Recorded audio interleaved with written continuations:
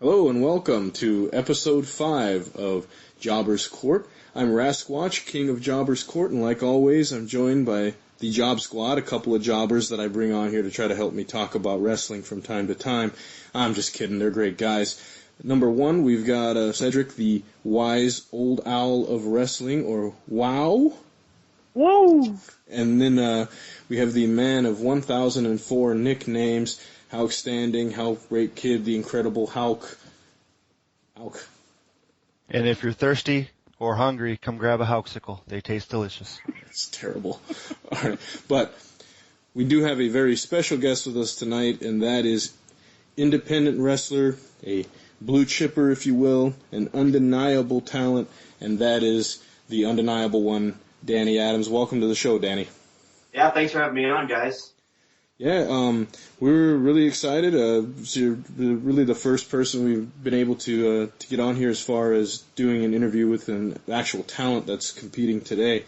Before to start the interview out, I'm going to have Cedric start us off with this question, but we thank you very much for joining us. No, thank you guys. It should be fun. All right. Cedric, go ahead. Alrighty. Thank you, Rasquatch. Danny, as you've heard already, welcome to the Jobber's Court. And definitely from my perspective as a fan of pro wrestling that I've been for quite a few decades, I want to thank you for taking this opportunity and just allowing me to interview you. It's pretty amazing. My first question. The first guest. Yeah. Alrighty. Well, my first question to you is the question that we always pretty much give to our first time guest on the show, and it's pretty much what's your earliest memory that you have of pro wrestling? What is that one match, that one character that you remember? Yep, this is the guy or the gal or the moment that I became a fan of pro wrestling. That's an easy question to answer, but it's also kind of a hard question to answer because there's not a single moment of my life where I don't remember really being a wrestling fan. Like I grew up, my brother was a fan, my cousins, my dad, my grandparents, everyone in my family pretty much was a wrestling fan. So my earliest memories are playing with, those old Hasbro action figures with my brother, watching whatever tapes we had around the house. So I don't know if I could point to one specific memory or one specific moment because I just feel like there hasn't been a single moment of my life where I wasn't a huge wrestling fan. But with that said, I was always drawn to, I guess my more formative years were kind of in the late 90s of WCW, so kind of that awesome mid-card that they had with, all the cruiserweights, guys like Chris Jericho, Eddie Guerrero, Ultimo Dragon. Those are my favorites growing up just because I was always a bigger fan of the guys who were the better wrestlers, maybe were a little more athletic than the heavyweights. So. Okay, got you. I remember those Hasbro toys as well. I had one of those Hulk Hogan ones that if you threw it at somebody, you could actually hurt them pretty bad. How plastic. It's funny you mentioned that because there was a moment where I was playing with my brother. We were playing some action figures, and I got angry with him, and I did throw one of them. It actually hit him in the eye, and he has a permanent scar from that. So he'll always remember me throwing. I think it was the Macho Man action figure at his face. So I don't really know what you're talking about. Well, the cream rises to the top. Uh-huh. I would say it's funny now you bring up the action figures because like with my kids, they just now started getting into those. So, I see the Dean Ambroses and the Usos and all that stuff that are running around in my house. And my wife the other day came in and she goes, "Here, babe, I don't want you to feel left out." So she got me a Bret the Hitman Hart, and she got me an Ultimate Warrior. And so now my kids are enjoying that, and they wanted to actually go back and watch some matches with Bret Hart and the Ultimate Warrior to understand, because they're like, we don't know what kind of moves they do, Dad. So we got on there and started watching, so I was able to introduce my kids to some older wrestling. So those things are great.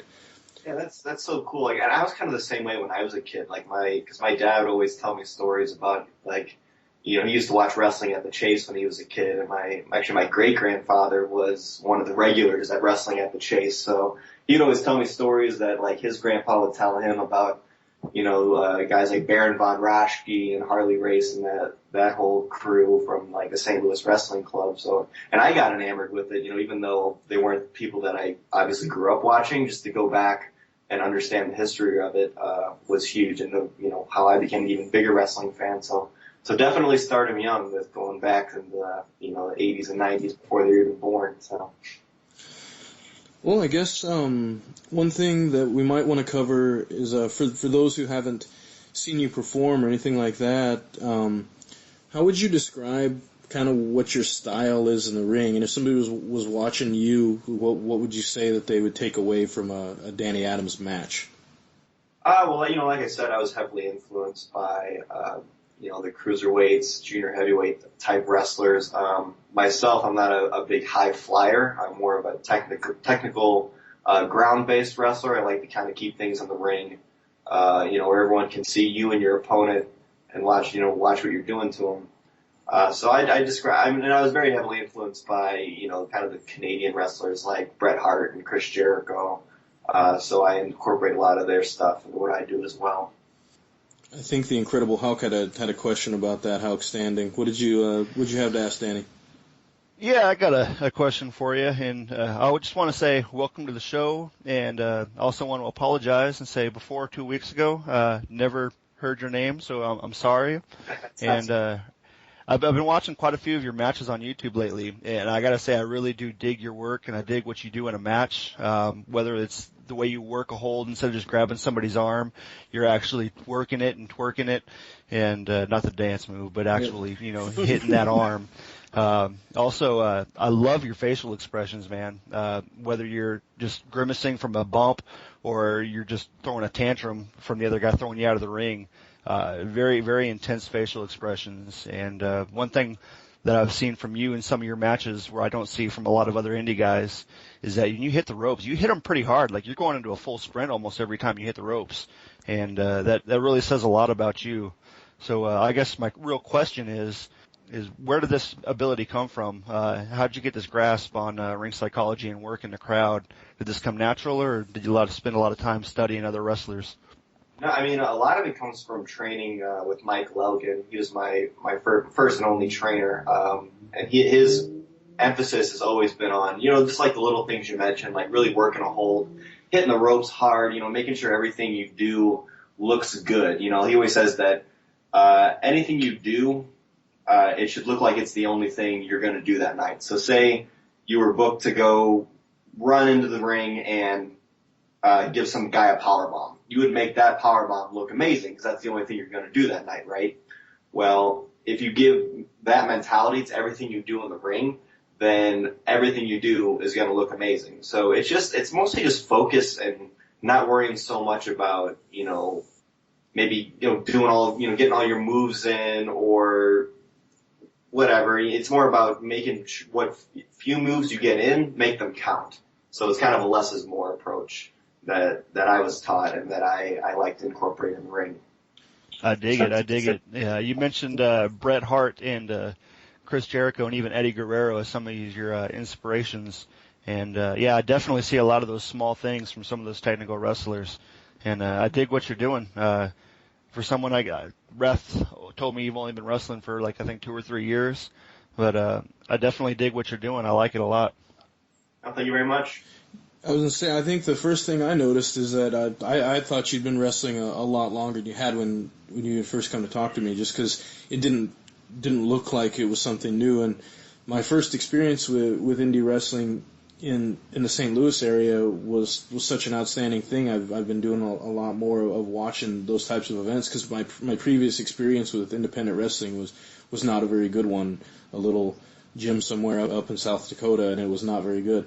So that was my impression of independent wrestling, and then just the one show and I got to go to and got to call the matches for radio. It completely changed my opinion of independent wrestling. So I was telling these guys earlier that you were the first actual wrestler I got to talk to, and you're actually Cedric's first ever wrestler he's got to talk to. So technically you've broken our wrestler cherries, so I guess there's that.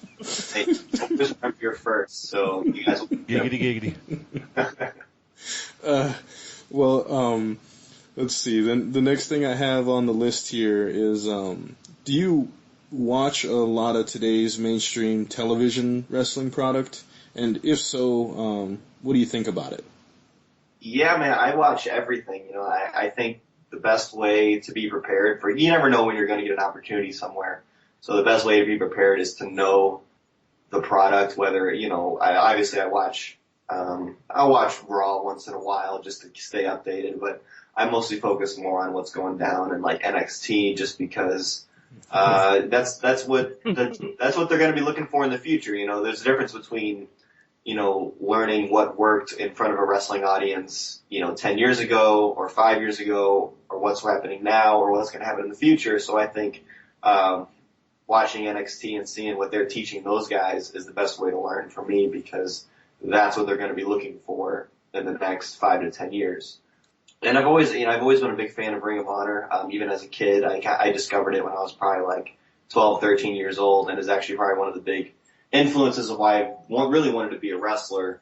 Kind of once I discovered that side of wrestling, once you just get beyond, the mainstream stuff. So, I've always kept up with Ring of Honor. I've had a few opportunities to work with Ring of Honor over the past couple of years, which has been amazing just because that brand does mean a lot to me and I love what they're doing. I think that's the best TV product in American wrestling anyway.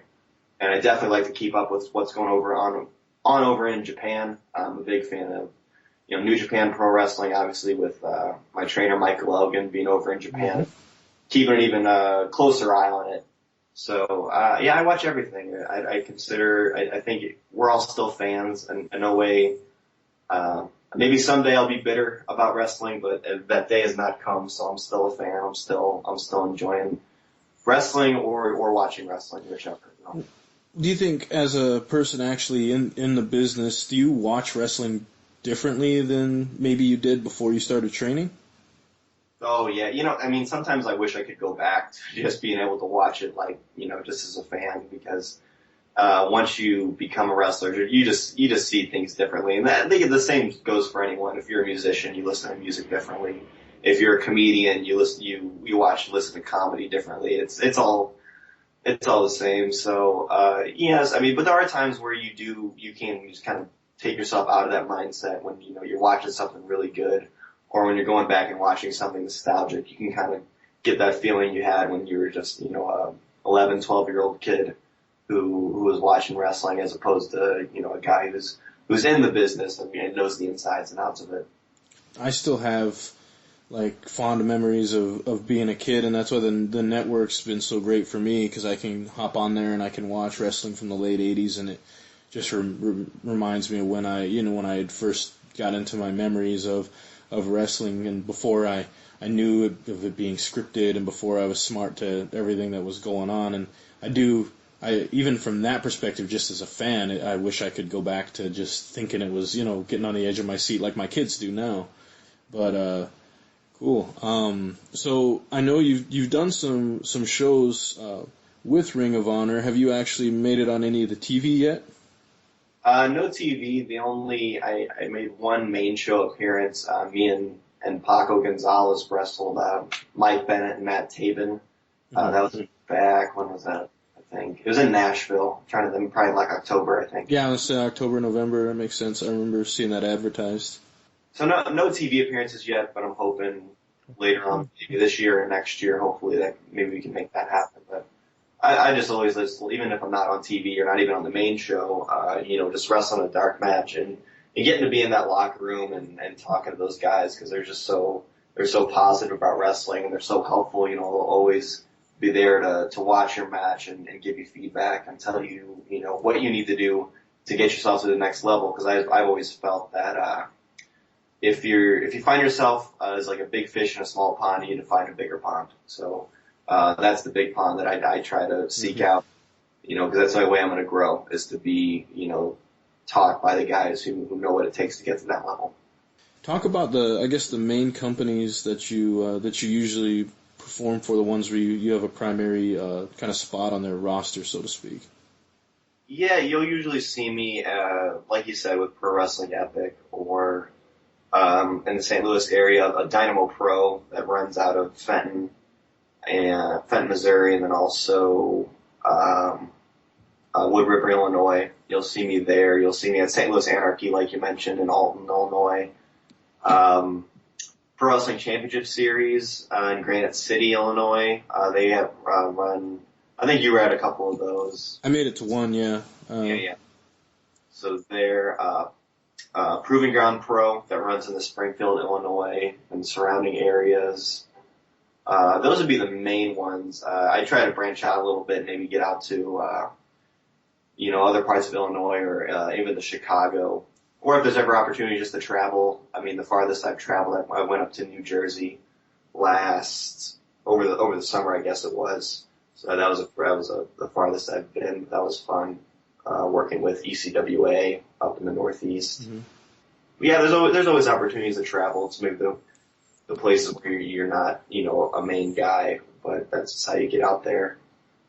But lately I've been kind of sticking more towards the St. Louis area and kind of building up a reputation here. Are you able to watch your own matches? I know some people, like some actors, can't watch their own movies, and like sometimes I have a hard time listening to myself on podcasts and stuff. But are you able to watch yourself and sort of critique yourself that way, or do you not really like to watch yourself perform? No, I have to watch myself. I think it's the only way that I can see what I can improve on. I mean, there's certain things you watch yourself do that are kind of cringeworthy, and I'm probably the only one who's going to notice them just because I'm paying attention to everything I'm doing when I'm watching myself. But no, I even if it's a match that I didn't think went particularly well, like I have to see it and I have to see, what movements didn't look right or where I messed up or could have done something better. That's the only way I can get better is if I actually see it. Otherwise, I'm not really going to be able to pick it out if I'm just, trying to play the match back in my head. If I can just see it from a fan's perspective, it kind of changes things a little bit because I think sometimes wrestlers get a little too caught up in what they think looks good or what they think is the right way to do things, but in reality, it's the fan's perspective that matters because you guys are the ones paying for a ticket or buying a DVD or watching a TV show. So it's important to get to kind of bring yourself back and watch it as if you were, just someone sitting out in the crowd. It's just nice to be able to sit down and talk to you again. I know we had a couple of good conversations when we were able to sit up, but it's always funny when I get to talk to people when they're not in character too. So speaking of that, I was going to say, have there been any instances of something funny that's happened in the ring that's ever made you break character?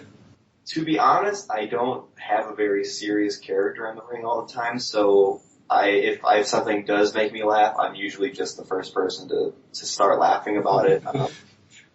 I don't know if there's a particular instance I can reference. I'm sure there's a ton, but no, I never like to take wrestling so seriously that I'm not still having fun out there. So yeah, there's definitely times where you break character a little bit if someone slips or we say funny things in a headlock to each other. If it's someone that you're good friends with, that's always fun to do, to try to get someone else to break a little bit. But I just wasn't sure because I know like when you're working heel, and the crowd is sort of booing you and stuff, and you're really trying to act like like you're so upset about it. I don't know if when as a person who has a little bit of an acting background, I know for me it's always tough to sit there and like try to play that off because you just want to laugh so bad because you're having a good time, and the fact that you're able to interact with the crowd is awesome, but you have to really just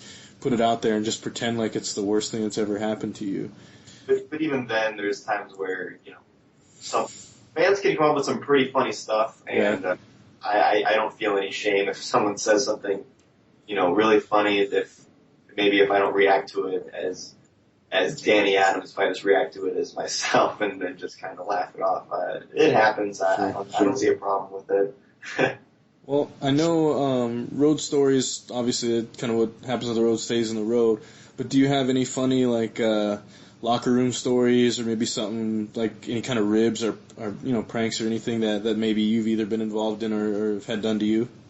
Well, Elgin on the road is a pretty notorious for messing with some of the boys, especially as students. He likes to mess with us, but usually is pretty nice towards me. But I can remember one instance where we were going down to a Ring of Honor taping. I think it was in Nashville, and one of the students decided to mouth off to Elgin, and his response to that was to make him put on a pair of wrestling trunks for the entire car ride, which is about 4 hours. So every gas station we went into, he was wearing nothing but trunks and shoes. And then when we got to the venue, he was still in that same getup. So all the Ring of Honor superstars were there to laugh at him and give him trouble for showing up in just a pair of trunks and nothing else. And it was pretty funny, and it's all in good fun. It's good natured. Sure.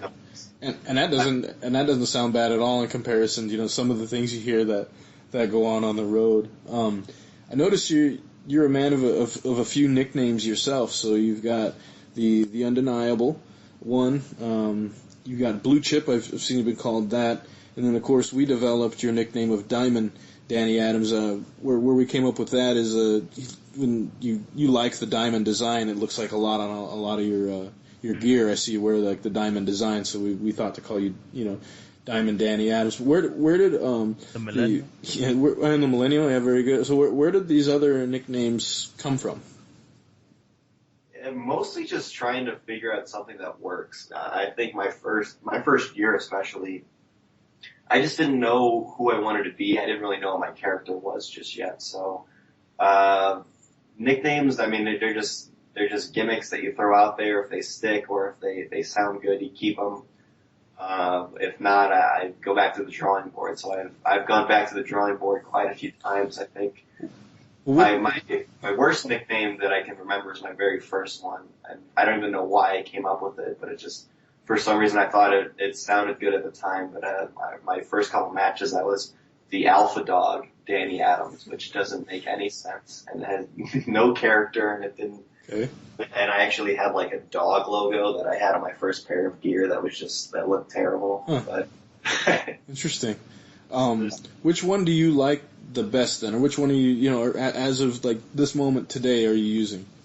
I like the millennial the best actually, because I think it's character of someone who's youthful but also very confident and very entitled and very arrogant. That's kind of when people talk about the millennial generation, it's usually when they use that term, it's often in a negative connotation. Right. I feel like I worked for a marketing company for a couple of years, and they would always, it was millennials this, millennials that, and it was always like how selfish we are, how much we like to go out and party and drink and whatever. So I kind of took that, and I think that's a good character to be the quintessential millennial being selfish and arrogant and entitled, and I think it works as a character in the ring. I dig it. Yeah, I would say that's great. You're getting heat just from your nickname, like alone, before you even get out there. So yeah, that's good.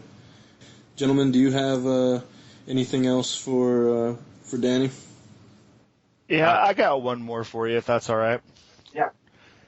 All right. Well, Wrath Squatch and the Wise Old Owl of Wrestling already know this, but I'm hoping that once I get out of Central Alaska and go back to somewhere where it actually has independent wrestling, that I can kind of break into the business myself. And right now, I've been a fan for over 20 years, and I've been just a fan. But the more and more I learn, and the more I become passionate about it, I want to give it a shot myself. So my question is, for someone who's wanting to get into wrestling or hasn't quite started training yet, what would you say is the best advice that you give, and what do you think is the hardest part about becoming a wrestler?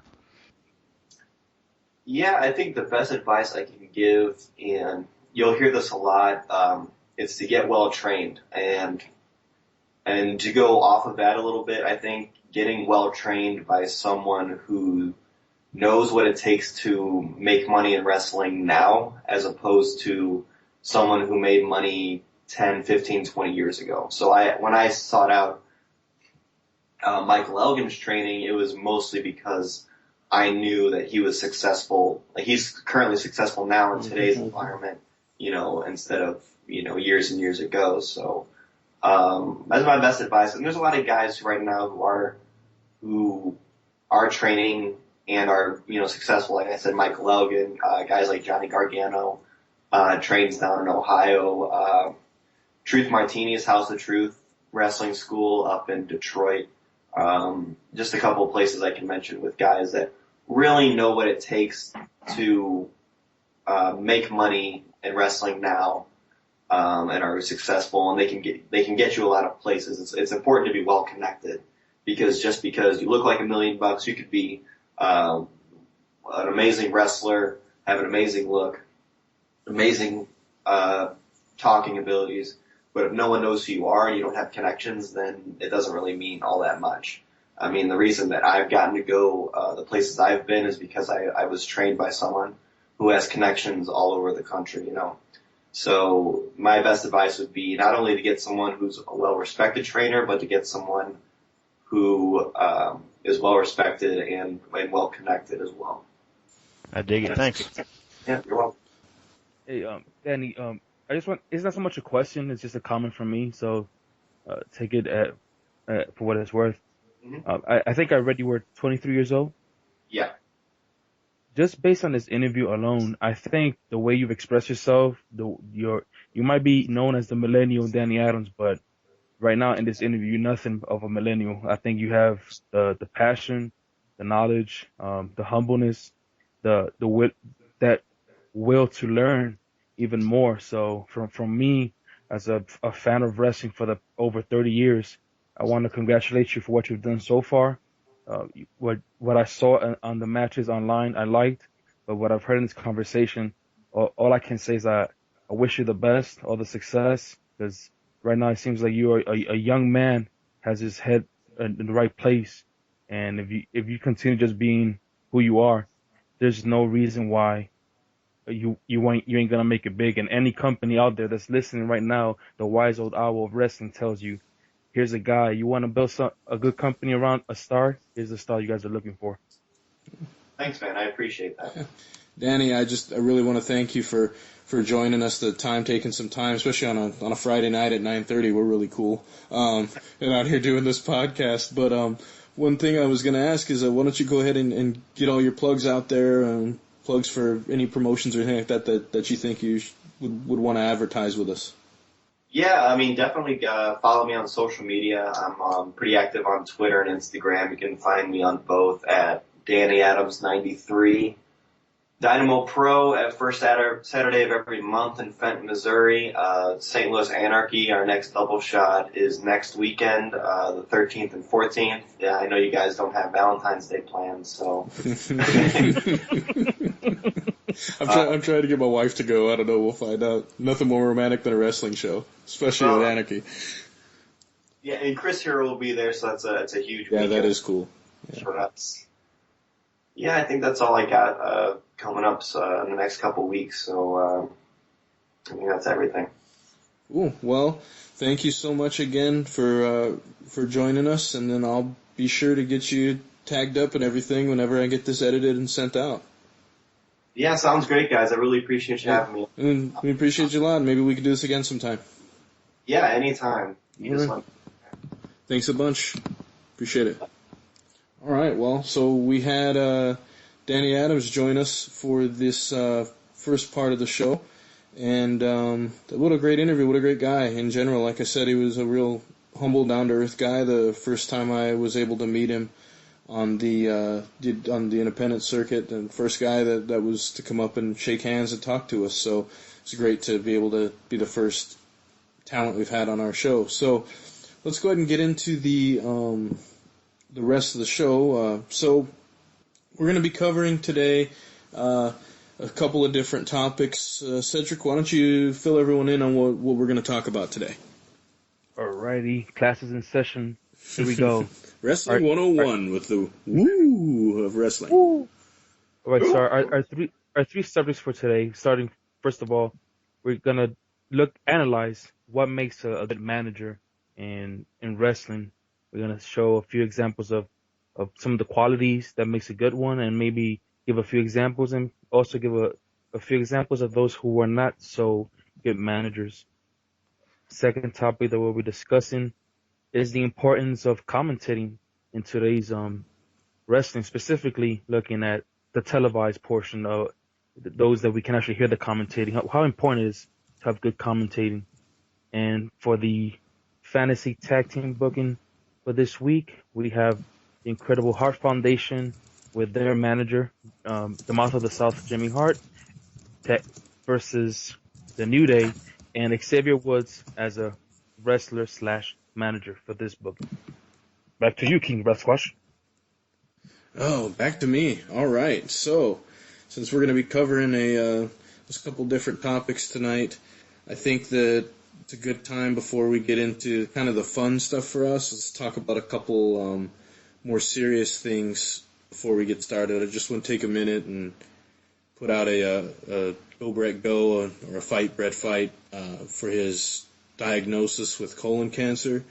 It's a real kind of near and dear thing to me. My dad actually passed away from colon cancer, and I know that it's an awful thing, and it's a cancer in general is just a terrible thing, but especially that type. So I wish him nothing but the best. And as a performer and as an individual, I've always seen eye to eye with his mentality about wrestling, and he's many hours of entertainment for me as a kid and as an adult. So I hope he gets well, and I hope everything goes just fine with his treatment.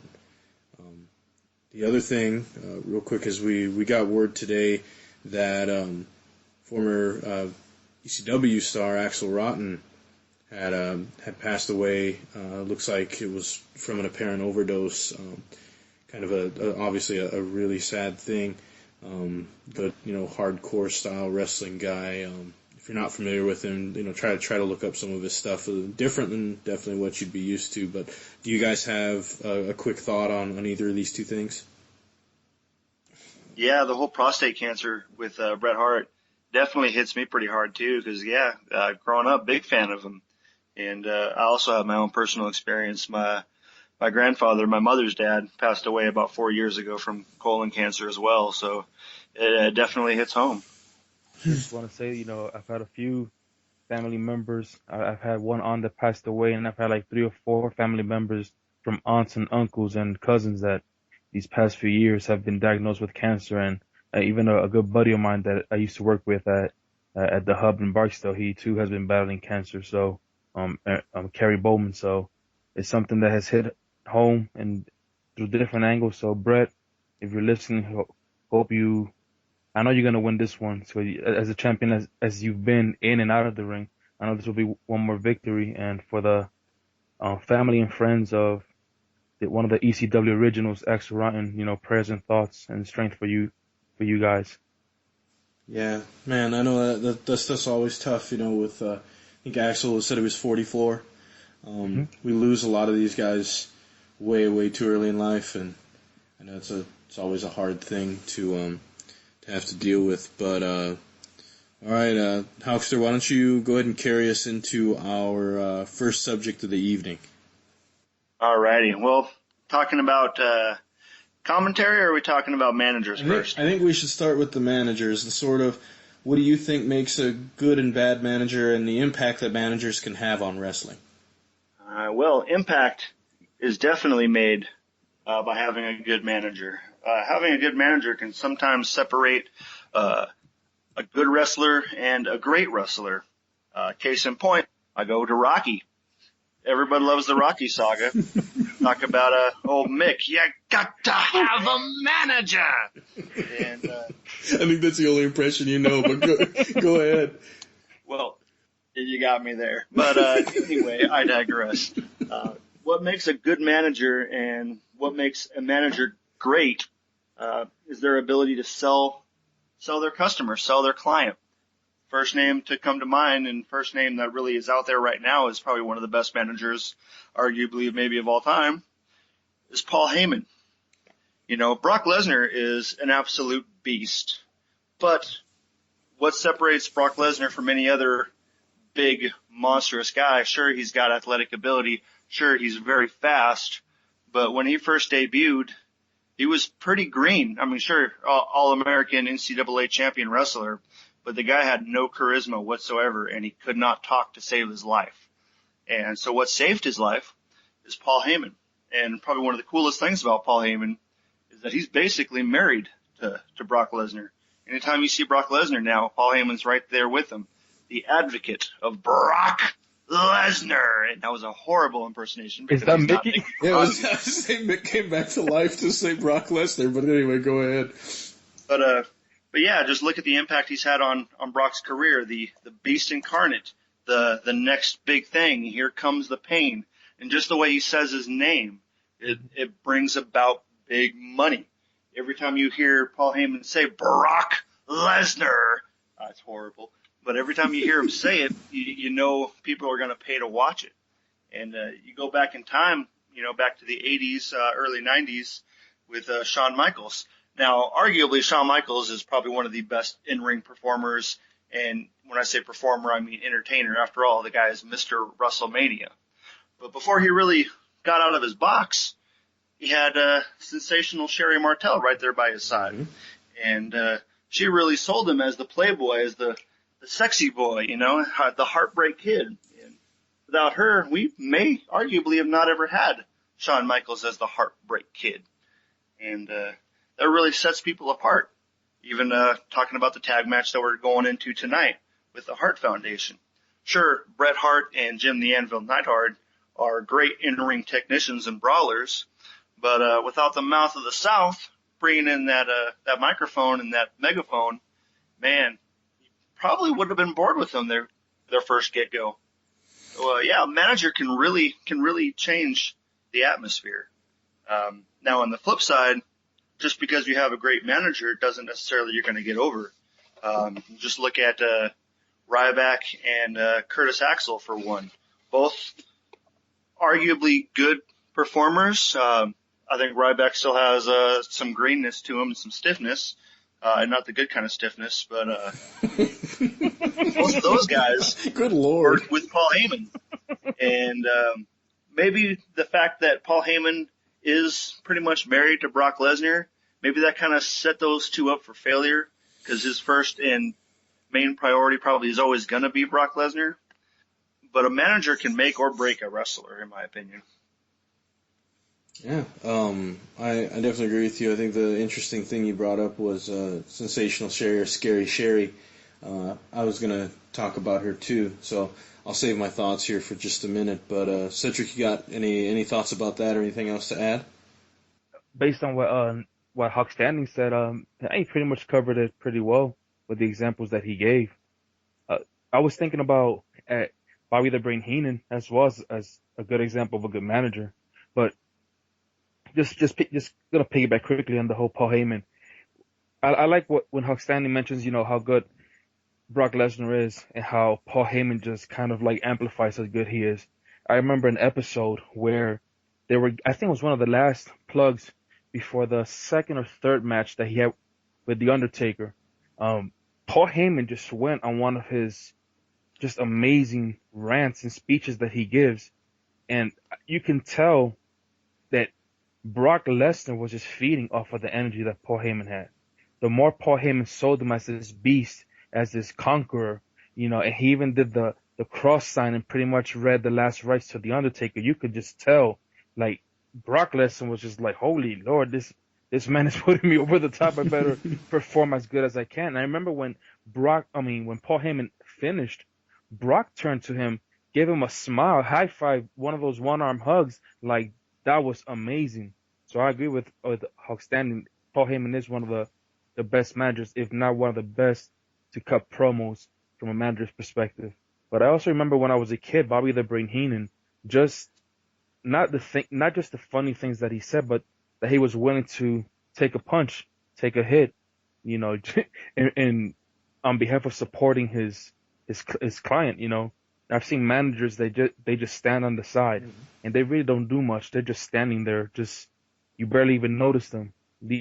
I think what sets apart a good manager from a bad manager is not just the speaking skill that they have, the promos that they can cut, that they can sell the product, but they also interact with the fans, and they're willing to take a hit and to make their client get a victory. And a name that, funny enough, Danny Adams mentioned was the Truth Martini. Every time I see him in Ring of Honor, his voice, his persona, the whole book of truth, he sells that character. And I know we've mentioned more than once, this is wrestling is a predetermined product. We've always said it's not fake because we know the bumps, the hits, the sweat, the tears, all that is true. But it is a predetermined product. But if you see it like from the eyes of a child, even at even at my young age of almost 40, um, I can dig it. I can see what Truth Martini is selling, and even the commentators have said when he took Roderick Strong under the whole House of Truth, he became Ring of Honor champion. When he took Jay Lethal, which to me is one of the best wrestlers out there right now, again, a good manager sees a good product and he turns it into a great product and sells it as the best product. And I think that's what makes a good manager or a great manager, in my opinion. I think is if you're gonna play the role of a manager in a wrestler's career or life, then by all goodness, do a good job. And I think between Hawk Standing and myself, and I'm pretty sure what you're gonna bring up, those are probably some really good examples to go by. Yeah, absolutely. All those are really good. I mean, Bobby Heenan, I loved him as a manager, but still, we'll get to commentators here in a minute, which is where I definitely think Bobby Heenan might be the best of all time. But from a manager perspective, for me, the first person that comes to my mind when I think about like the greatest managers of all time, Sherry Martel was actually the first person to come to mind for me. And the reason I thought of that is I was like Shawn Michaels, the Macho Man. She was with Tatanka. She had all these different, but each person she was with had this degree of success, in a singles. And then when she was in WCW, she was with Harlem Heat. So it was just something where I remember her being elevating the different teams that she had. Although what she did in WCW was kind of, I don't know, I didn't care for it as much, but definitely her stint with Macho Man and all that she had was great. Bad managers that you didn't care for. I think for me, does anyone remember Brother Love? Oh yeah. Yep. To me, still probably the worst manager of all time. So we've talked about some good managers. So we talked about some good managers. So why don't you guys talk about what you'd consider one of the worst managers you've seen? Came out with him. Hello, this is the Rat Watch. Sorry to interrupt the podcast, but we had a technical difficulty during this portion of the podcast, so you missed out on Cedric, the wise old owl of wrestling, talking about his least favorite managers, where he covered Miss Elizabeth as far as not having as much influence with individuals in the ring, and he also talked briefly about Mr. Fuji, mainly just because he didn't have, again, as much influence, although Mr. Fuji obviously still helped out his tag teams like the Powers of Pain from cheating from time to time. But just want to let you guys know before it gets into Hawk Standing's comments, that way the Miss Elizabeth stuff makes sense. Thank you. All right. Well, I definitely agree with you there. As far as Miss Elizabeth, I will say, her and Macho Man had a great thing. The first lady of professional wrestling, which is kind of a gimmick running away with Maria Kanellis, or whatever her last name is now that she's married to the Miracle over in TNA. Bennett, I think, is the new last name. But yeah, Miss Elizabeth, sweet, innocent, beautiful woman. But yeah, I don't think she really did so much for the career of Macho Man. I think, in my personal opinion, he really took off when he broke up with her, got with Sherry, and then that match where she gets involved after Macho Man gets beaten down and come back to him. I think that was probably my favorite moment with Miss Elizabeth. But as far as a manager who really had an influence on their client, I kind of agree with you there. As far as my personal opinion on who I think might be the worst manager, and I'm going to have to go with Goldust's wife. Oh, and I forgot about Oh, I her. love Marlena. Well, I will say this: Marlena, smoking hot, and the Smoking cigar. cigars, yeah, loved it. Yeah, exactly. Just smoking hot. And when later on, when she dropped the gold character and went on to be a manager for others, I think she definitely had a lot more going for her. But her time with Goldust, I just think their chemistry was just so weird and awkward that to me it really didn't do much for the duo making it big. And maybe that's just my opinion, but that's my 2 cents on Marlena and Goldust. Another thing, valets. I personally don't really categorize them as managers, because really their job is to just look pretty and draw attention to the crowd. But I really don't think they really have too much going for them. Trish Stratus, smoking hot, but her first couple months, she was very, very green. She really didn't start catching my eye other than other parts of me until she really became a wrestler. So I didn't really dig too much of the TNA thing going on. Oh man. Well, the only thing I'll say about Miss Elizabeth is this. I don't think you could have established Randy Savage as a better heel without Miss Elizabeth, because the way he would berate her and the way that he would like send her away and the way he talked to her really kind of put him over as a heel. And let's face it, Randy Savage as a heel was much better than Randy Savage as a face. So yeah, I definitely think, hey, that was decent. So I actually kind of think that, if you're maybe downplaying Miss Elizabeth a little bit, only because I think that she still played a significant role in upping his character. Maybe not so much in the ring itself, but also remember she had the thing going on with George the Animal Steel, so like that led to the big angle with what was going on with them. And then you had the whole thing with her basically being the implosion of the Mega Powers. So, I don't know. She played a big role in the storylines, even if she may not have played a huge role in the matches. As far as Marlena goes, maybe it's because I'm a few years older than you, but I think I got it. Like when I saw him, and you're talking about like the weird energy and the sort of strange relationship. I mean, I kind of dug it. Like I saw it as him being a strange character and their relationship being strange, mainly because they were both really strange people. So I don't know. I enjoyed her I thought she was good as a manager in that respect. One thing I will say when we talked about Paul Heyman from earlier, he doesn't do a whole lot outside the ring.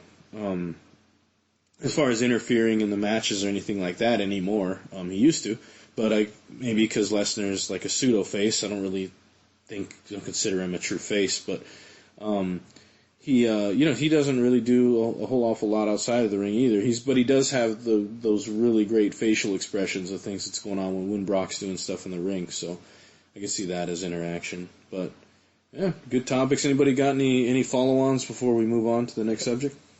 I just thought of 3 names. Okay. Rico with Billy and Chuck. Oh, yes. He might have been popped into my head. He might have been not only one of the worst managers, he was also one of the worst wrestlers I'd ever seen.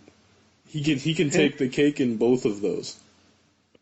Well, the fact Rico, that he Uncle almost Rico. convinced 2 very happening, handsome, sexually active straight dudes to almost marry each other.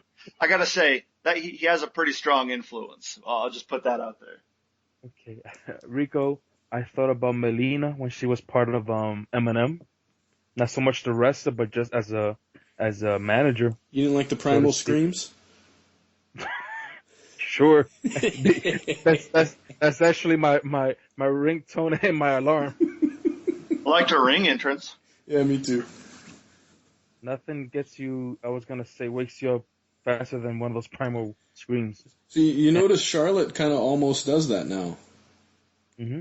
That same kind of entrance as Melina. When I saw her, that's what I thought immediately. But anyway, and different kind of booty, but we'll move on. Okay. I know you remember this. You remember there was a Cuban guy in WWE. I don't know how long he lasted, but he too, I think, played for a little while as a manager. I think he ended up in a wheelchair or something like that. I don't even remember his name. That's how impactful his Puerto Rican guy. Savio Vega? Savio Vega was a wrestler. I think this guy was a Cuban. Oh, just like a manager guy.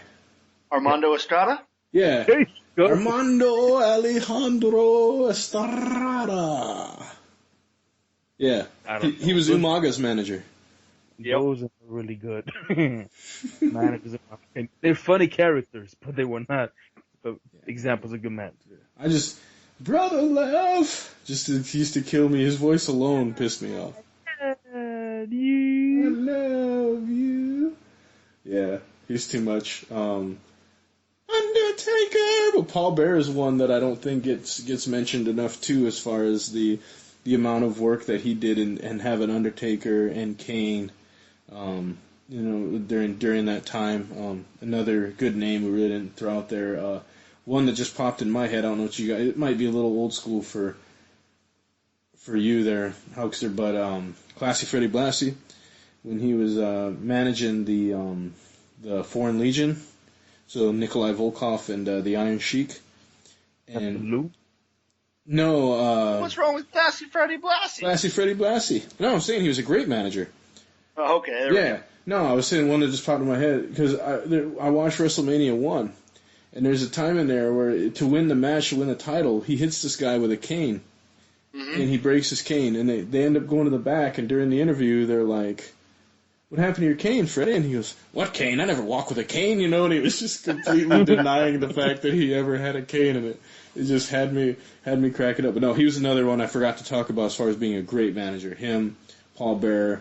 I'm trying to think of some other ones that I thought were really laughable as managers. And oh my gosh, there's not too. Kimchi. What's that? Kimchi, was it the guy with Kamala? Oh, Kimchi. Oh yeah. And then that mask. Sure, and then that brings, of course, Reverend Slick.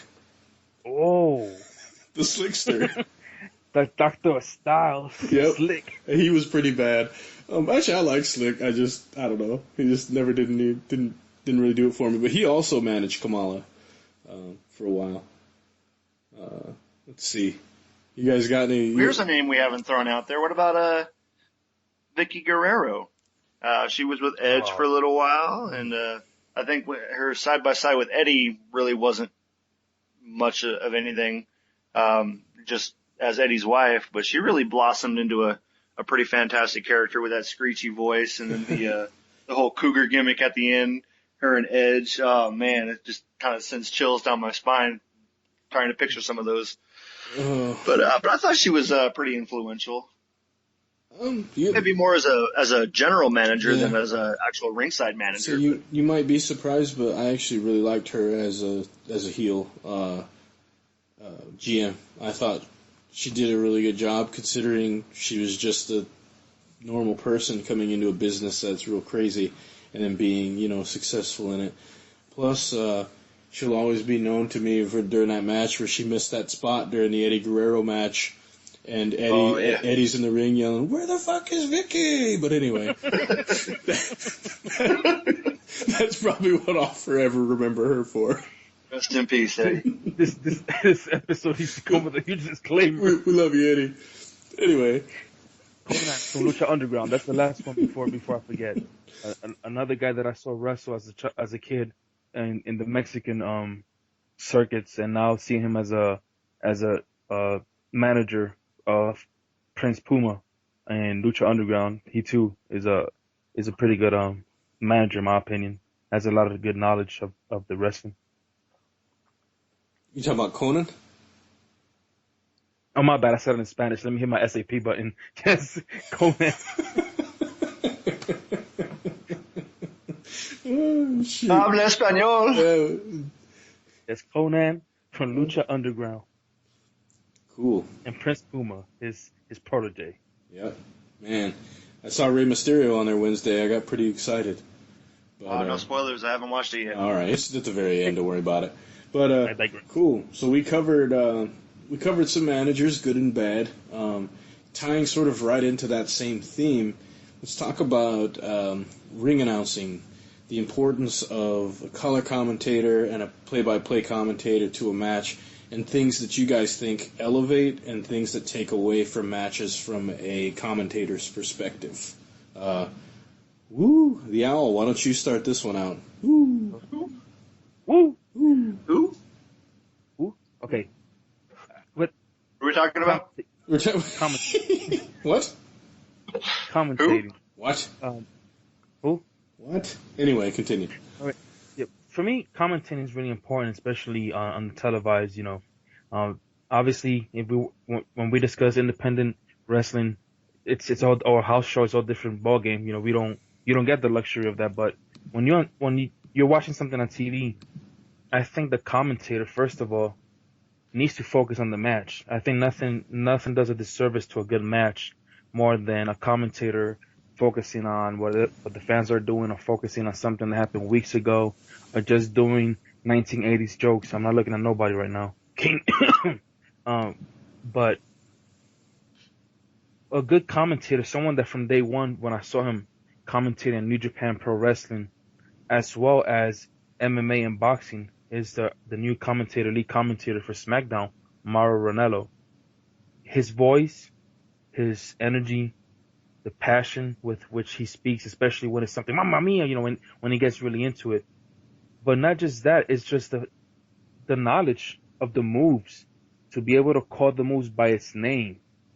I think that's really important. So between paying attention to what's going on in the ring, understanding wrestling's fundamental basic moves, even the advanced ones, knowing whether the names of the moves. I remember this past match when AJ Styles finished it with I think it's called the calf stretcher. The King was amazed that both he and Jericho knew the name of it. I'm pretty sure they would have mentioned it unless it's written somewhere. No one probably would have known. But that was one thing that impressed me from Mauro. And it's the same thing that impressed me from Joey Styles. Joey Styles all by himself would commentate a hour, 2 hour, 3 hour show, whatever it was in ECW, whether it was a televised show or pay-per-view. And the man, you just felt the passion and the energy. He did not need a second commentator to his side. So I think that's really important as a commentator, to be able to just translate what you're seeing, what you're feeling, the energy you're feeling live in the place, and be able to transfer that to the TV with your commentating. I think that's a very unique trait, a really good skill, and I think it's really important for televised wrestling. Right. HBK. The Hulk Break Kid. I agree with Cedric a lot. I think having knowledge of the moves and knowledge of the wrestler and their backstory is definitely key to calling a match.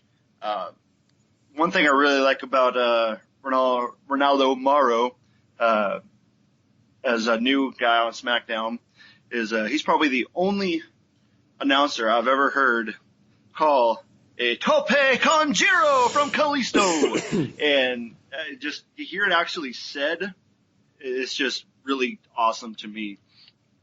And as far as what makes color commentators good, is having that heel versus face interaction. I think sometimes 3 commentators can get kind of bogged down, but you got to have 2 to have a really good back and forth there. During the Attitude Era with good old JR and Jerry King Lawler, great back and forth with the heel face interaction with King going on about puppies or just going off on these weird tangents, but kind of tying it back to what was actually going on. And to me, that right there is actually the most important thing, tying it into what's going on in that match, in that current feud, or in that current storyline. Nothing pisses me off more as a fan watching and Michael Cole going, and you can watch this on the network for $9.99, or going in and talking about the Divas show, Total Divas, which was recorded 5 or 6 months in advance, and none of that really matters now. Like, be in the moment and know what's going on, and do your research on the backstory of that character in that moment. Those to me are the biggest things that can make or break a match. I'll say this as an individual who has done some pro wrestling commentary. St. Louis, I'm looking at you. I'm available. But so anyway, I can tell you likes this. Long walks on the beach. Yeah, I can tell you this. I can do play-by-play, but I cannot do color. and there's a huge distinction between both. And I don't mean by getting color. I'm not blading or anything, but yeah, I can't do the entertaining side of commentary. I have a hard time with it because I like to get deep into the action, so to speak, and I like to call out the moves. And I think to be a really good commentator, I think you have to almost be a wrestling historian. The person's got to throw a move out there, and you got to know what it is. And if you don't know what it's called, then you should feel bad about it. That's how I feel about it. That to me, what was important is to know who's working, what their finishers are. Do they call them anything different? I mean, when I worked with these independent guys and little eyes guys I'd never seen wrestle, but I would walk up to them and say, "Hey, what's your finish called? What is it? What do you call it?" Okay, that way I at least knew. And then they tell me, "Oh, don't worry about it. I'm not even using it tonight, but it's gonna be this guy, and this is what he calls it." Oh, okay, cool. That helps. So that was always really important to me, that you're able to call, with their actual names for their finishers, because I'm sure they developed these names for a reason. But as far as anything else, to me, that's good and bad commentary. I think being a solo commentator, it's so rare that works. I think you almost have to have that experienced wrestling person, and then you got to have that sportscaster who has never wrestled a match in his life. And I think those are the two best guys to sort of have, because one looks at it purely from a sportscasting point of view, and the other one can actually give insight as to what's going on in the ring. I would love when Gorilla Monsoon would do a lot of his commentary, because he would talk about the lower lumbar area, or he would talk about the pain that you would feel when you're in a certain submission hold, and he can talk from personal experience about the way this submission hold works, or why this works, or how are they using this move, and he could tell you about it, and then you just had Bobby Heenan just doing dumb stuff off to the side, even though Bobby was an accomplished wrestler himself. He never acted like he was a wrestler. So I think that those are a couple things. For me personally, if I had to name like my top 2 or 3 announcers, to me it'll always be Jesse Ventura, Bobby Heenan, and then probably Jim Ross would be my top 3. And then if I had to look at announcers I really didn't like to listen to, one that comes to mind right away was Booker T. I couldn't decide what he was. It was like sometimes he would side with the heels, sometimes he would side with the faces, and I got really confused. Who else didn't I like on commentary? I actually wasn't a huge fan of Eric Bischoff as a commentator, and to me, the worst color commentator, and I can't even remember the guy's name now, because he was on the first couple months of Raw, and he was just a comedian that they had brought in there, but he sat at the color commentary table. But it was Vince McMahon, this guy, and Randy Savage, and he used to make them look awful, I used to think, when he would call the matches, because he just tried to turn everything into a giant joke, and it just really didn't do it for me. How about you guys? What would you say, 2 or 3 of your favorite announcers of all time versus maybe a couple that you didn't care for so much? First, I got to break in there with and correct the wise old owl of wrestling. And looking at AJ Styles' Twitter account right now, it's the Calf Crusher. Yeah. Also, we could have gone with the Calf Cuddler, and that's straight from AJ Styles' Twitter account. But again, I digress. You got me wrong. No way. You guys know. Who? Got to break out the Hauctionary on you. Hey. That's you surfing Twitter while we're trying to do a podcast. Hey, a good commentator knows what's going on and does his research. We just talked about that. Come on, guys. Not live. But for me, my 2 top best have to be good old Jim Ross. Oh my gosh, he broke him in half, or somebody stop the match. It was just great. That sounded like JBL doing Jim Ross. Hey, what can I say? I'm a talented guy. I can do an impression of an impression. That was cool. But I really dug a lot of what Jim Ross has done, and newer guy, maybe not necessarily my favorite, but one of the guys that is active right now that is probably one of my favorite color commentators is Corey Graves down at NXT.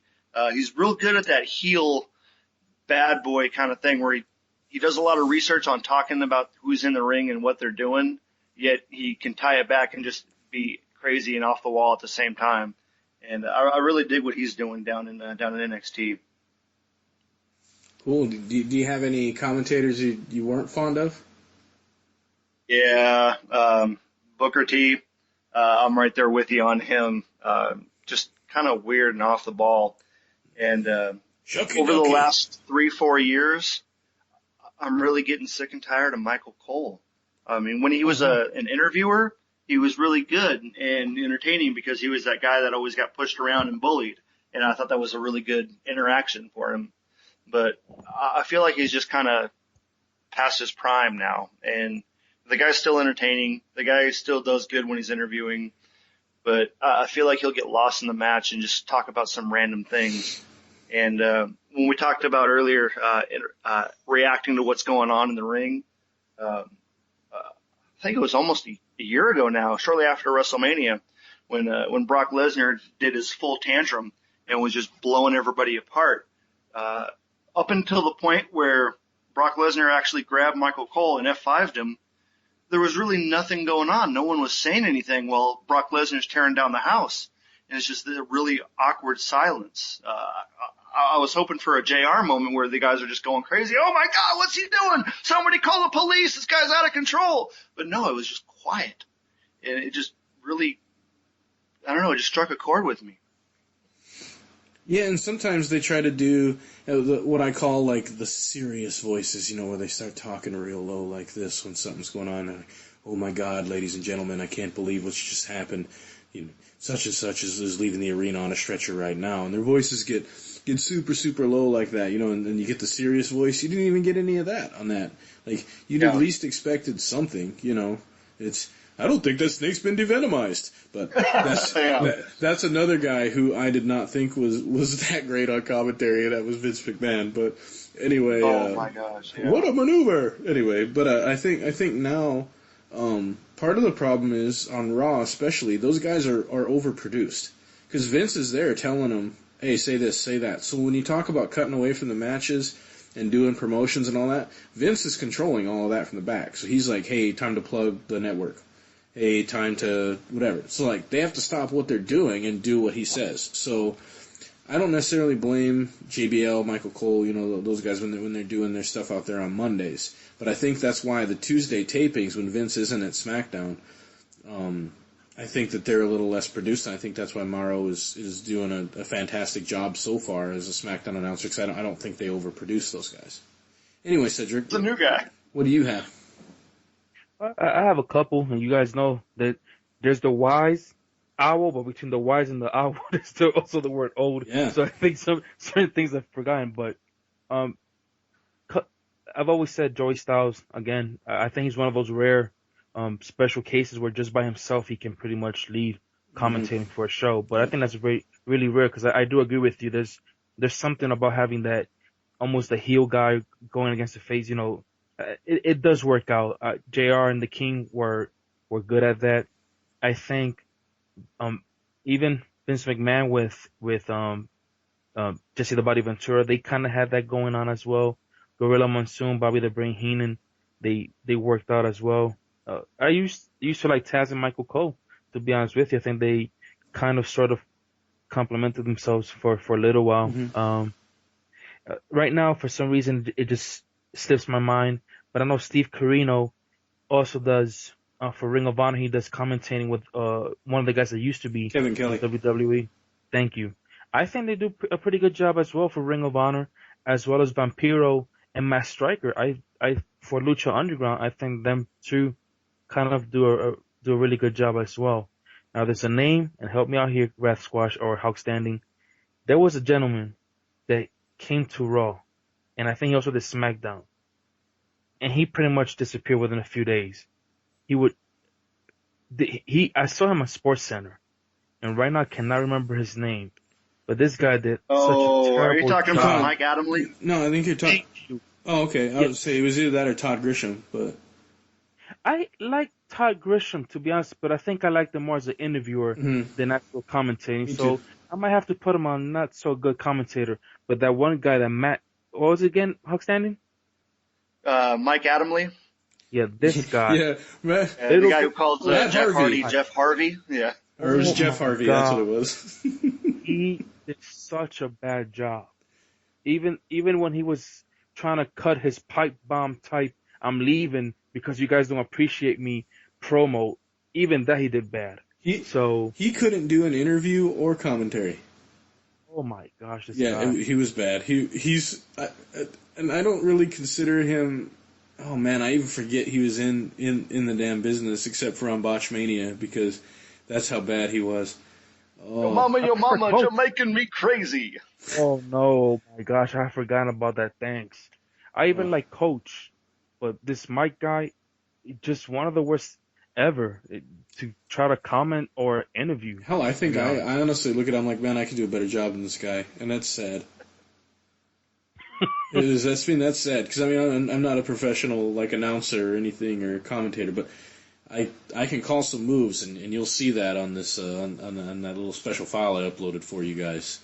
Rasquatch doing commentary, you're gonna enjoy it. But no, who do you have then on kind of the lower end of your list, then, Cedric? Well, that Mike will Like probably be one. Adamley, of course. Yeah, okay. He has to be in the bottom. I would agree with you. He's the worst I've ever seen. Yeah, Yeah. he's as But because he bad. had his mo He's as bad as the one sports announcer guy with the boom goes a dynamite. He's on that level. Dude, so do you remember that?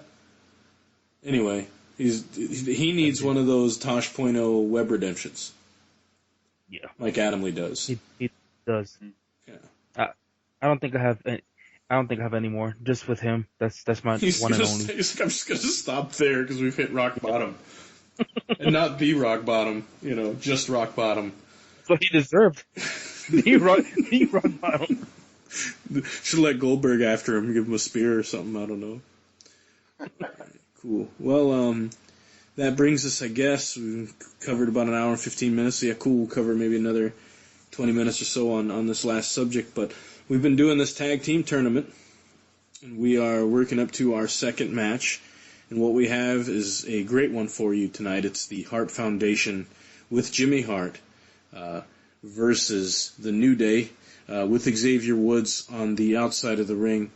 It's the megaphone versus trombone, and this is a battle heard around the world through two instruments to amplify sound. Now, that's not even focusing on anything that's going on in the ring whatsoever, but both those gimmicks alone are going to be absolutely outstanding. So, first and foremost, Cedric, what are your thoughts on the Hart Foundation? Hart Foundation as a kid when I was a little owl, and that was my favorite tag team of all times, and I think they still are. Loved Bret Hart's technical wrestling, complemented perfectly with Jim the Anvil Neidhart's brawler style, smash mouth, nothing pretty, just every now and then maybe a power slam, but everything else is clubbing blows, either forearm, elbow, and to this day, I've seen many finishing moves, but there's something about the heart attack that I've always and appreciated. And even my son, which he was exposed for the first time this week to the Hart Foundation, first thing he said was like, "Daddy, why they wearing pink?" And I'm like, "'Cause cool guys wear pink. That's why." And no, nothing looked cooler than Bret Hart with his jacket on and those shoulder pads with the little pink flowing strings that they had. It just worked, or actually the whole pink jacket, depending which one they had. I would say my favorite was when they'd wear the pink on pink with like just a little bit of Yep. white, and you were like, "Good God!" But anyway, continue. There was something about this tag team, whether it was as heels or when they turned face. I just appreciated the Hart Foundation the whole time, and a big thing. Speaking of managers, it was Jimmy, the mouth of the South, Jimmy Hart, and outside with that darn megaphone. I couldn't understand a word he was saying, but every now and then you hear him calling the gorilla or Vince or something, Yeah. because something that he saw inside the ring, he didn't appreciate it. The only- You hear, no, hey, baby. The only word he could make out was "baby" the whole time. Baby, baby. You're like, okay, what in the world? So, to me, one of my favorite tag teams of all time, the Hart Foundation. All right, Hulkster, what do you think? Oh yeah, I gotta love the mouth of the South, the little skinny loud guy, Jimmy Hart. And to point a fact in here, correct me if I'm wrong, but there is no relation between Jimmy Hart and Bret Hart, is there? No, there's not. It's just somehow miraculously worked together. And in fact, if I'm might be mistaken here, but the Hart Foundation wasn't necessarily named because of Bret Hart and Jim the Anvil Neidhart's relationship, but more or less because they were managed by, nonetheless, Jimmy Hart. And Kind of, as far as sort in the ring, kind of, sort of, yeah. I'll talk about that when it's my turn. I won't interrupt you, so go ahead. All right, no worries. But yeah, probably arguably one of the better, if not the best, tag teams from the early days. Maybe you could call it the old school era or the beginning of the Attitude Era, whichever you want to draw the line there. I think it's technically the golden era. Golden Era, there we go. Yeah.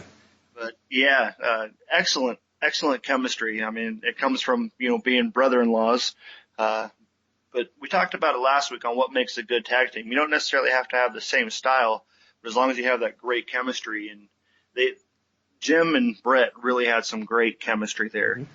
Bret being the technician, wrapping them up, holding them hard, and then when times got tough, hit that hot tag to Jim, the Anvil Neidhart, and he would just come in and throw down on a big old slobber knocker and just beat that tar out of you. And great work there. You ever notice, I don't think I've watched a Hart Foundation match where Jim the Anvil Neidhart started the match either. I'm pretty sure Bret Hart pretty much started every match the Hart Foundation. But what I would like is they'd get like him in there with a big power guy, and then Bret might get thrown around a little bit, and he'd tag in the Anvil and let those guys do their thing. But the Hart Foundation and its origins, Bret Hart talked about a little bit on his DVD. They originally wanted him to be Cowboy Bret Hart, and he was gonna ride a horse to the ring and do all that good stuff, which would have been awful. I did not see that. Yeah, that would have ruined him. And so he had said, "No, I don't want to do that." He said, "You know where I'm from, you're either a cowboy or you're not, and I'm not." So he said, "Why don't you?" He told George Scott, he said, "Why don't you put me with Anvil and give us Jimmy, and we'll be the Hart Foundation, Neidhart, Bret Hart, Jimmy Hart." So maybe he's putting himself over, but it sounds like he had the idea of putting it together and calling him the Hart Foundation. But could just be Bret being Bret. I don't know. As far as my thoughts on the Hart Foundation is, as a kid, my mom had the biggest crush on Bret Hart the entire time.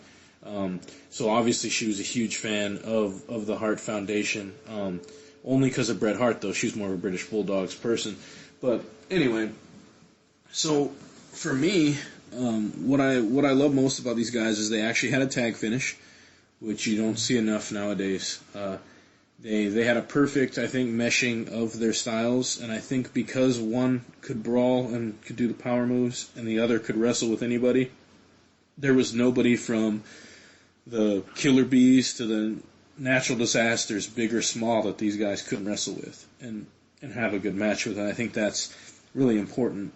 I think obviously people saw Bret Hart was going to be a star, early, but surprisingly he actually didn't have a lot of charisma. Mostly he got over just from his style alone, and it's funny because he brought a lot of that from his dad and technical wrestling, and then a lot of the time he spent in Japan. So just funny how a style like that back in those days really got over in comparison to what it would now. Okay, so we've sort of covered the Hart Foundation. How about the New Day? Obviously a big thing right now. How outstanding. What are your thoughts about the New Day as a tag team? Well, I best not be sour. I best not be.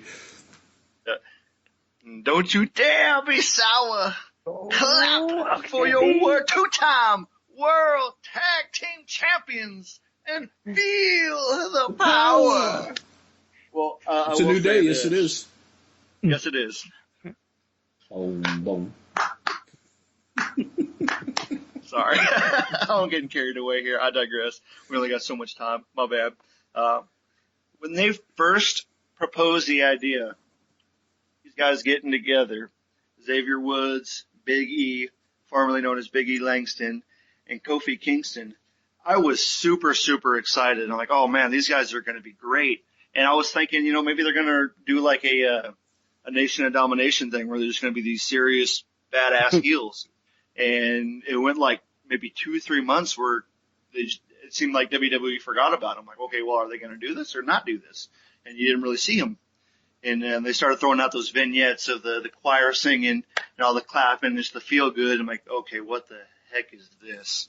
And they came out and they're these just super happy, clappy, just la-di-da, we're all happy all the time kind of guys. And like, oh my gosh, this sucks. And it was just horrible. And so obviously the WWE universe felt the same way I did, because every time they started clapping, New Day rocks, the fans started cheering New Day sucks. And instead of, taking their ball and going home and pouting about it, they turned it around and are now probably the hottest heel tag team stable, whatever you want to call them, that's out in the company right now. And I really dig what they're doing. They just have that creative freedom to be themselves and be hilarious. But inside the ring, those styles mesh up really, really well. Big E being the big powerhouse, kind of like Jim the Anvil Neidhart, he'll just slam you down, but he's also really good at technical stuff. He got some great suplexes in there. And then you have Kofi Kingston, who is arguably one of the most talented high flyers and acrobatic guys in the last 10 years in WWE. And then you got Xavier Woods, who I didn't really know him as a Conscious Creed, I think it was his name. Consequences Creed. Consequences Creed. I really didn't know him in TNA. I was actually surprised to hear he was in TNA a few weeks back when you talked about that. Mm-hmm. But he's really coming to his own as a pseudo manager / wrestler, and they are just super entertaining. One thing I really like them as far as how they mesh in the ring is that mud hole stomping they do in the turnbuckle, where one guy's kicking, they tag the guy in, he starts kicking, they switch on the outside, they tag in, kick, and it's great. I mean, it goes on a long time, but it really, really works. And then when they just have the duo in there and Xavier Woods out there with the trombone while he does the drop kick, it's super entertaining. These guys really got something going, and I like a lot of what they do. Cool. Yeah. So he kind of went over the history of New Day, so we won't have to cover that. But Cedric, what are your thoughts of them as a tag team?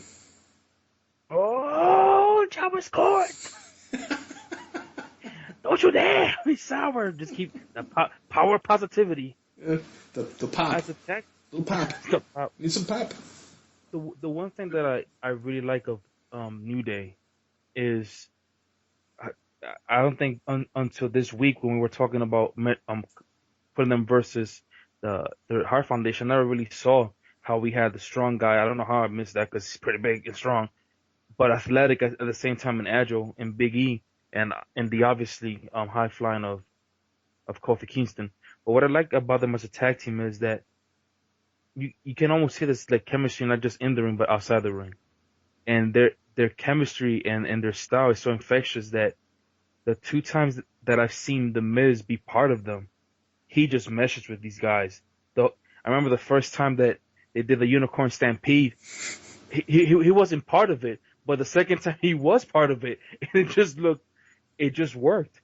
And then the first time after the Kofi Kingston did his drop kick to the corner, The Miz starts dancing first, and you see Xavier Woods and the other 2 guys just look at him, and Xavier's like, yeah! He starts doing with the trombone, they're all dancing, so it's just the chemistry. The chemistry that team has not only works for them, but it's so full of power positivity that it just overflows to whoever else is with them. So as a tag team, they definitely work. I think it's one of the few true tag teams that I can see, even though it's a 3rd member, and a 4th with Francesca, but it just works. You truly have an infectious, you have a real infectious environment or electricity when you can get not only Bad News Barrett, but Sheamus to start wiggling and twerking. That's That's infectious electricity right there. Damn you, Hulkster. You stole my goddamn thunder. I was like, wait till it's my turn. I want to talk about the fact that they had King Barrett doing the freaking hip swerve. You had Sheamus out there doing it. And god damn it, they got Triple H to dance in the ring. And Stephanie. Stephanie, yes. That's I how over they apologize are. for stealing your thunder, God but damn don't it. you dare Don't be be sour. but I am. And clap your hands. Anyway, my thoughts on them is that I look forward to seeing them every Monday. And it's been a long time since I could look at something on programming and say, you know what, I'm really looking forward to just watching these guys for 5 minutes or whatever they give them for their promo, and then watching another 5-10 minutes for their match. I think that people sometimes may forget that you have two former Intercontinental champions that are teamed up together and that mesh and work well. So they've both been successful singles first, and then now have come into like a tag team environment and are obviously thriving well too. And then you have Xavier Woods. But to me, he is the most entertaining of the three. Of course, I love Big E. But Xavier because honestly, he's the sell man. He's the hype man. He's got everything going for him, and he's got, like, I laugh every Monday when they show the picture of New Day, and it's that half, like, winky smile thing that Xavier Woods will have in the background where it looks like he might be passing a kidney stone. As he's sitting back there, just the look that he has on his face. And it absolutely kills me. It's like every Monday I see the picture of New Day, and I just laugh at Xavier Woods. I have to pause it, and I just sit there for a second and just look at his face that's up on there because it makes me laugh. That has nothing Using the amplifier in Francesca as a microphone. That has absolutely nothing to do with how we think this match would go or anything like that. I just wanted to get that out there. I've never seen Triple H dance in my entire life. I once seen him do a spin-a-rooney, but that's a whole nother story. So them as a tag team, though, again, they have they may not have a finishing move as a tag team, but they have a unique move in the kind of mud hole stomp, like you mentioned before, that they do consecutively. Especially in six-man tags, it looks so great because they're just constantly rotating. I've seen them do that for like a minute straight. You know, where they're just back and forth and back and forth and back and forth. And I love it because it's unique to them, and it's something that sets them apart. And I look at it and I expect that in every match, and I'm looking forward to seeing it. They have style mixing. I don't call Kofi necessarily a high flyer. He just works really fast. He doesn't come off the top rope as much as he used to, but he has that. What did they used to call it? The controlled frenzy. I actually like Michael Cole made that one up.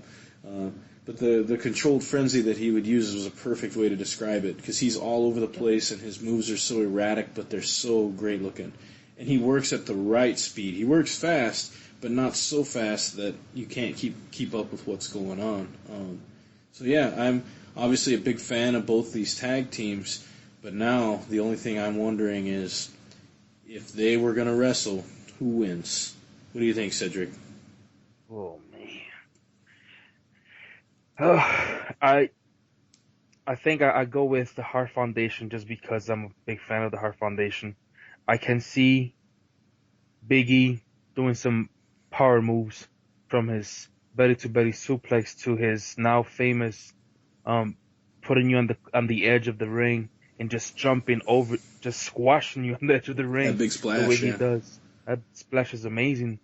To the Unicorn Stampede on poor Bret Hart while the mouth of the South is going crazy on the megaphone in one corner. Can you believe it? Can you believe it? He's just freaking out. Baby, come on, baby. Come on, baby. Call that, baby. You weird. That's illegal, baby. But I could see, again, in true good manager fashion, I can see them having a back and forth where maybe even Bret is getting the worst part of it.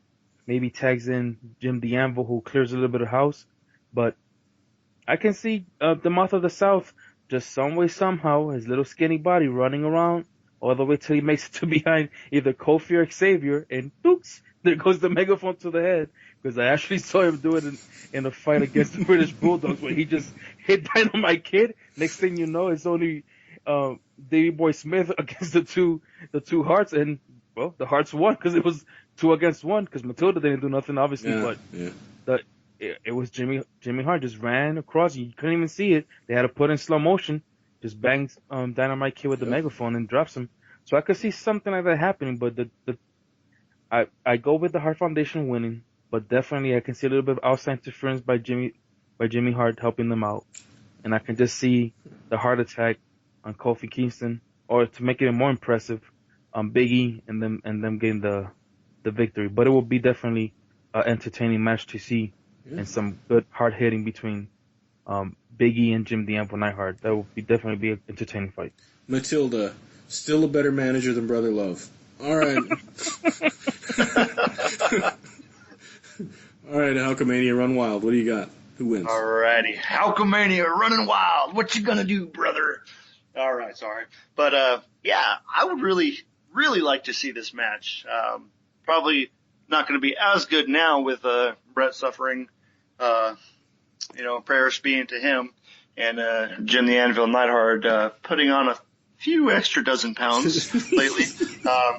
But both in their prime, and, the mouth of the South, Jimmy Hart with megaphone in hand. I would really like to see some promo interaction before this match. Oh, absolutely. Say, the Hart Foundation come out all serious and whatnot, sporting their tough enough to wear pink attire.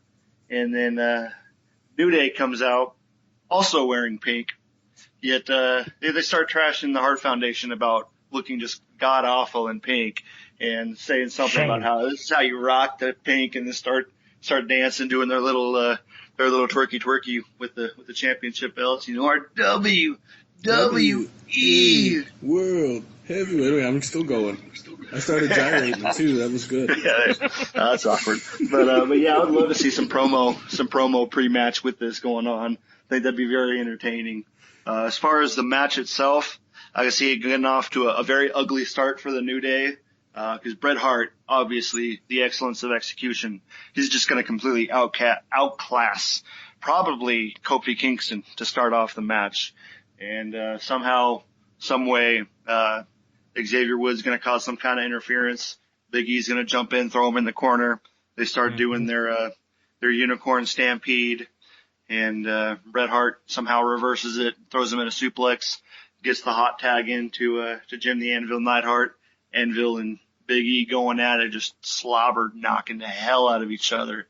And great match. And outside of the match, outside of the ring thing, I'd really like to see some interaction with Jimmy Hart and Xavier Woods. Probably going back and forth with the megaphone, and Francesca. Xavier Woods going, dude. And Jimmy Hart, can you believe it? Dude. Can you believe it? Dude. And then, Jimmy Hart just throws his hands up, turns around, whatever, just gets all frustrated.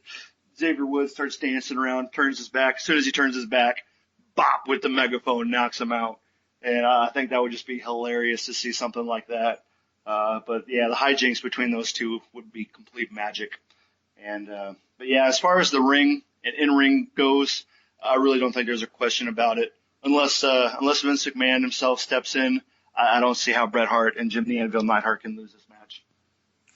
Oh man, and you guys will find this crazy, but I think New Day wins. I think New Day would win in a tag team match between these two. Number one, I look Shame. at I look. Are you at, talking about win clean? Oh, they're not gonna win clean. No, hell no. All right. No, but they would win this match, and the reason I say that is because you would have to book Hart Foundation as faces.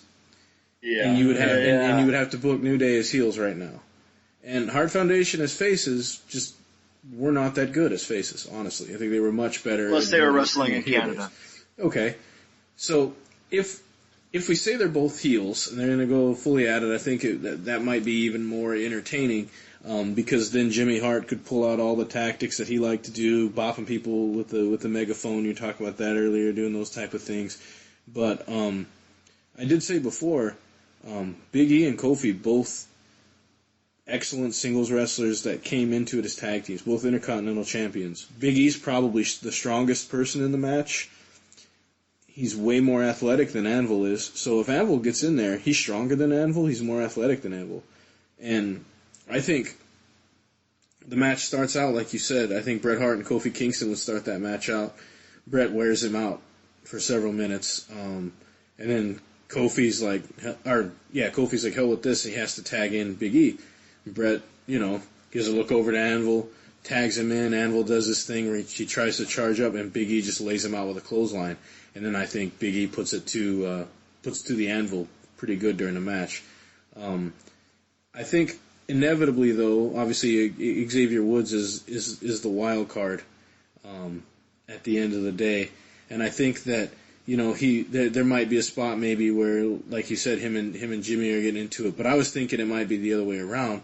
What better way to get heat than when Jimmy gets frustrated and then Xavier Woods, having lost whatever confrontation they just had, hits him with the trombone, and then gets down in front of his face with this trombone and just starts playing the New Day song directly in Jimmy Hart's ear while he's out. And then eventually that turns into some type of distraction maybe for Bret or Anvil, and they lose either on some type of roll-up or it allows them to hit the finisher. I don't think Bret gets pinned. I think Anvil gets pinned. But I could see the New Day winning this match, and especially since you two, already voted New Day off the island, so I'll be the lone wolf on this one. Oh, I'm saying that the New Day is going to win this match. Yeah, well, I will agree with you there. I really didn't think too much about the face heel interaction. I was looking more just as far as in ring ability, I guess. But yeah, as a dirty finish and definitely Big E on Anvil, I can definitely see it happening that way. So I'm right there with you. He just pinned Jim, the Booty, Neidhart. Yeah. Oh, he's a booty! Before we close out, I do want to maybe try to get something going here with a Ja first court, Ja first court, Ja first court. Maybe we'll save that for the opening. We got to steal all kind of gimmicks. We might as well. What the hell? Kevin Owens does We'll it. figure it out. Yeah, everybody else is stealing it. Why not? I saw my joke really didn't catch on from last week. The punny but not funny. Nobody liked it. Oh well. I'm sorry. It's okay. I'm working. I'll just keep working. I'll work on some bad jokes every episode, and we'll be good to go. So, sounds like for this second round of the tag team tournament, we are going to advance the Hart Foundation in an extremely close matchup with the New Day, sadly so. They will end up facing off with last week's winners, the Midnight Rockers, in the next round. But do we have anything on tap for our next tag teams for next week? Just to give everybody a little sneak peek. What's next in the bracket? You caught me with my phone down. Let me see what I can pull up here for what we have on tap. Oh. Unless the wise old owl is ready to go. I mean, his memory is pretty good, but No, the first tag team that popped into my head, which at first I wasn't really happy, but once I found out who they were, I actually like it. Red Dragon versus the Thrill Seekers. I think that's a pretty good one. yeah, I think we should do that next week. What a fantastic matchup. Wise old owl. Yeah, I think those two tag teams are going to be evenly matched, and I'm actually excited to be able to sit down and watch some of those matches. So yeah, it should be good. All right, Smoky guys. Mountain, gotta love Chris Jericho and Lance Storm. That's right. So If I can be serious for a minute, yeah. that was Lance Storm. You guys remember? If I can be serious for a minute. I forgot about that. That was pretty Come on good. now. I'm the one I that can be forgets serious it. for a moment. Yeah, the Un-Americans. Yeah. Oh God, we're having too much That was fun. him and Christian, was it not? Yes, I think so. Ooh. I was letting you have your serious minute. Anyway, Okay. all right. 60 seconds is over, baby. Oh man, like that Rocky impression's killing me. But so sounds good. Janita's a manager. I don't think that snake's been devenomized. So Cedric, you got to get one that you say every show. You got to get some kind of expression that you say every show. Okay. You better. Outside that I forget things, which are the expression. Yeah. Or actually, you need to somehow quote the Midnight Express I think in every podcast. Okay. All right, we'll figure it out somehow because it's the Midnight Express. But all right, guys. Well, we really thank you. We had a lot of fun on this episode. It's maybe a little bit too much fun, and probably we've enjoyed having us. And again, thanks to Danny Adams for sitting on with us for about the first half an hour of our show and just sort of talking a little bit about who he is, what he does. Just keep listening and give us feedback on what you hear, and if there's anything particular that you want us to talk about, all you got to do is put it in a comment, and we will gladly be able to slide it in there, so to speak, and talk about it here on Jobber's Court. Until next week, court is adjourned. See you later.